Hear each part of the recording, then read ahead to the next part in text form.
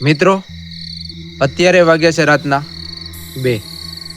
હું જે સ્થળે ઊભો છું, જે જગ્યાએ ઊભો છું, તે જગ્યા વિશે લોકોનું કહેવું છે કે આ જગ્યાની આજુબાજુના વિસ્તારોમાં ઘણીવાર સોગડિયા ફેર થાય,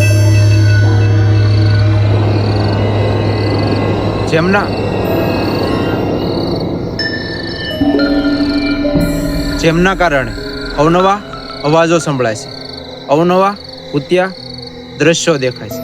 આજે હું તેવી જગ્યાએ એકલો ઊભો છું।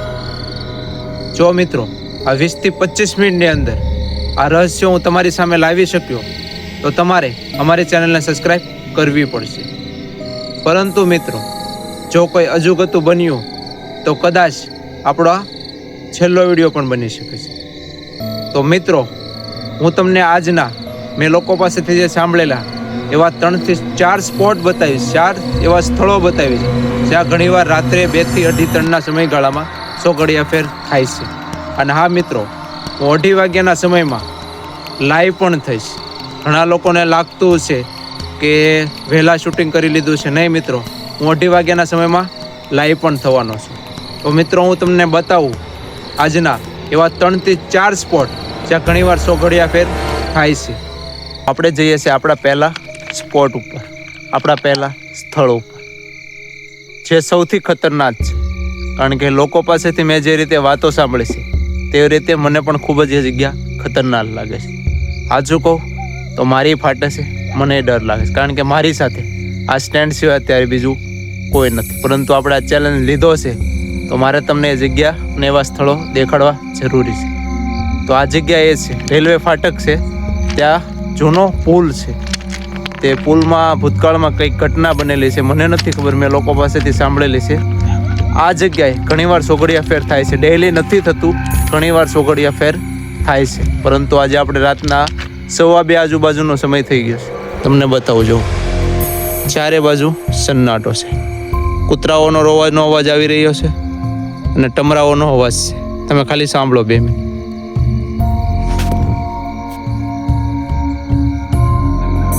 કસમથી મિત્રો, મારી ફાટીને અત્યારે હાથમાં આવી છે, કારણ કે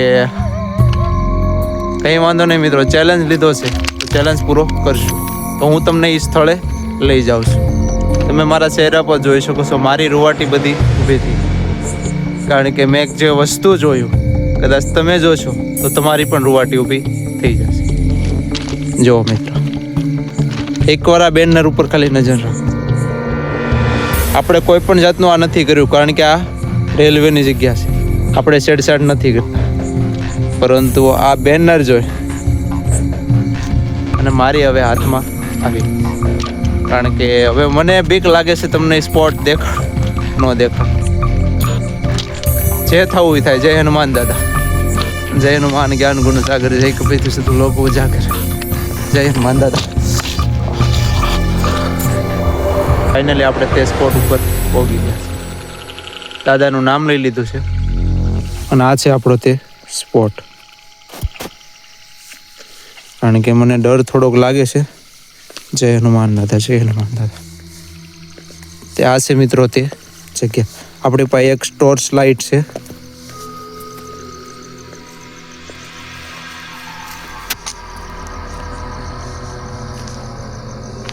કારણ કે મને ખુદને ડર લાગે છે હનુમાન દાદા। મિત્રો, આ છે તે જગ્યા, તમે જોઈ શકો છો। કારણ કે આપણે ટોર્ચ બંધ કરી દઈશું તો આપણને કંઈ નહીં દેખાય। તમે 2 મિનિટ ખાલી સાંભળો। અહીંયા તમને કોઈ પણ જાતનો અવાજ જોવા નહીં પડે।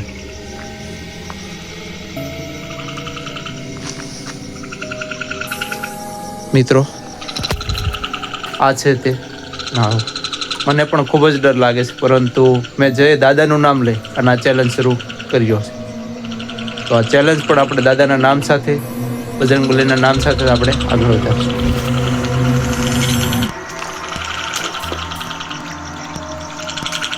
મિત્રો, અમે કોઈ પણ જાતનો અવાજના ઇફેક્ટ નથી, જો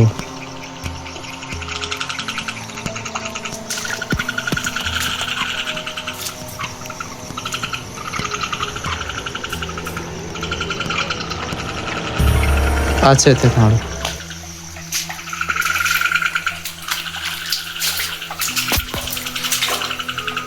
મિત્રો આપણો પહેલો સ્પોટ છે, પરંતુ દાદાની દયાથી અત્યારે મને જે કાંઈ દેખાતું નથી. અમુક અવાજો આવે છે, પણ એ આ રાતના જે પશુ છે, જે જીવજંતુઓ છે તેમના અવાજો છે. તમને બતાવું હું જે બીજો સ્પોટ.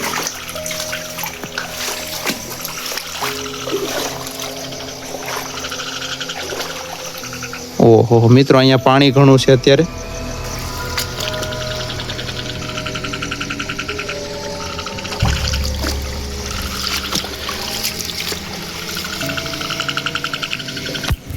તો મિત્રો હું તમને બતાવી દઉં આપણો પહેલો સ્પોટ, અને મારી બીક મને લાગે છે એટલા માટે હું તમને બતાવી દઉં છું. પછી હું પણ અહીંયાથી નીકળવા માગું છું. જો મિત્રો, આ છે આપણો જે હું વાત કરતો હતો તે જગ્યા.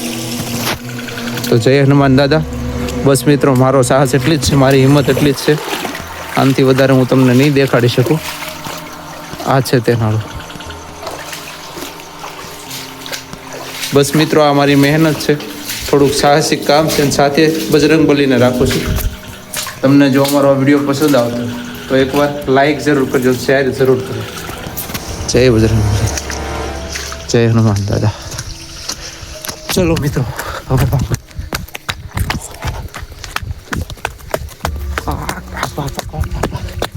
સ્ટેન્ડ લઈને ભાગો, કારણ કે આપણે પાર્ટી રાત લાગી શકાય. આપણે બી પડી ગઈ.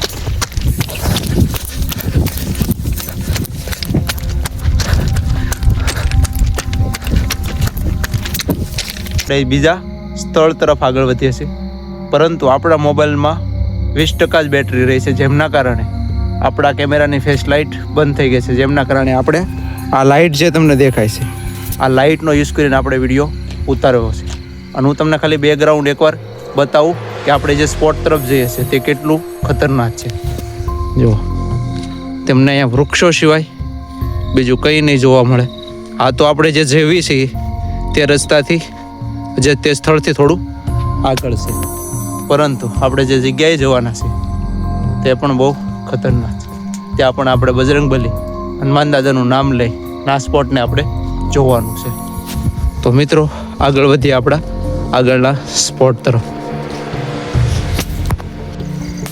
મિત્રો, આપણે આપણી બીજી જગ્યાએ આવી ગયા છે, અને આ જગ્યાને આપણે જલ્દી જાણી અને જોઈ અને આપણે નીકળી જવાનું છે, કારણ કે આપણા ફોનમાં ચાર્જર પણ નથી અને આ બેટરી પણ લાઇટ લો થવામાં છે.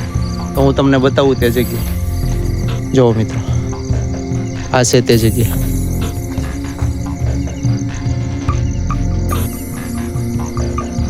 કારણ કે મને ખુદને પર્સનલી અત્યારે બહુ ડર લાગી ગયો છે. જુઓ, આ ખીણ ટાઈપની જગ્યા છે. ફ્લેશ લાઇટ મારી બંધ થઈ ગઈ છે અને આજુબાજુમાં રસ્તો નથી. આપણે આવા ઝાડી ઝાકડાના રસ્તામાં થઈને હાલીએ છીએ આગળ. હું તમને ખાલી બતાવું છું. મિત્રો, આપણો છેલ્લો સ્પોટ છે. આનાથી આગળ આપણે નહીં જઈએ, કારણ કે આપણા ફોનનો ચાર્જર નથી અને મને પણ ખૂબ ડર લાગવા માંડ્યો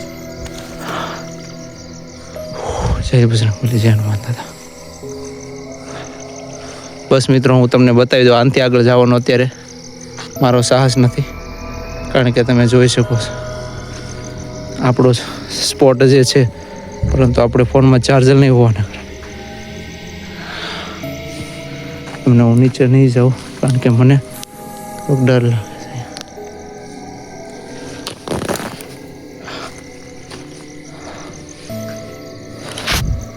તો મિત્રો, આપણો આ ચેલેન્જ અહીંયા આપણે પૂરો કરીએ. આપણે ત્રીજા સ્પોટ તરફ નીકળીએ.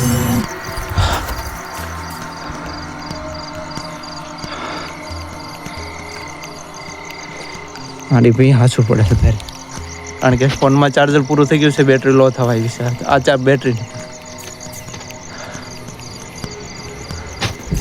તો મિત્રો, આપણે નીકળી જવાય અહીંયાથી. મને એવું કેમ લાગે કોઈ છે મારી પાસે.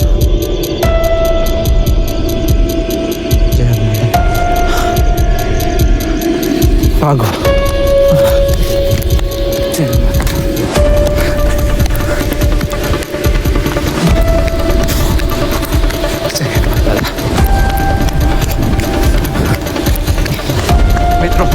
આપણો ચેનલ નહીં હવે નહીં થાય આપણું.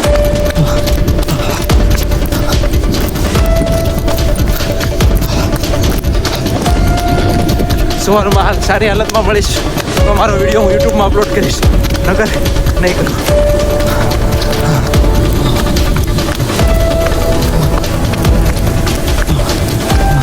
અહીંયા જવું બનશે તો જવું કે આપણું ઘર અત્યારે બહુ દૂર છે, આપણે બહુ સારા થઈ ગયું છે.